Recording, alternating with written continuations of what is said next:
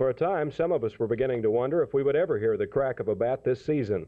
But at long last, spring training is underway. You know it's for real when you see Country Charlie Pride in uniform once again in Pompano Beach for his annual working vacation. Much has been made of the fact that most of the Ranger ball players showed up here before training camp opened and began working out on their own. One of the first to arrive was Mike Hargrove, who will settle in at first base this year. You know, there's a togetherness with this ball club that the past two ball clubs really haven't had.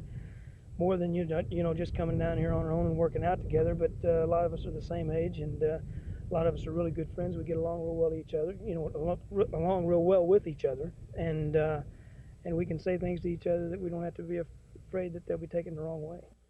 Manager Frank Lucchese has been directing the sessions from a golf cart.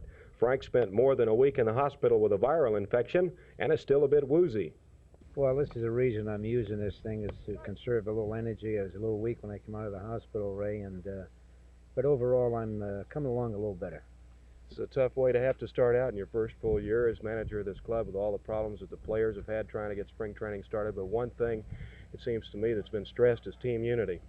Well, absolutely. You hit a very strong point with me, is team unity and togetherness and harmony on this ball club. And this whole camp has been running just superb, just very smooth. And I'm very happy about the whole thing. Frank, the major things that you'll have to deal with before spring training breaks up. Well, I'm concerned about the shortage of time, and again, to repeat about, I wanted to give some of the younger pitchers a big opportunity. I'll give them a lot of exposure this spring, but it's not going to work out that way. Now I'm concerned about getting the regular pitchers ready for the opener and worry about winning, so that's the main thing right now.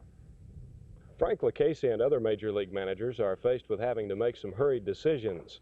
With spring training opening 2.5 weeks late, there won't be much time to look at new ball players.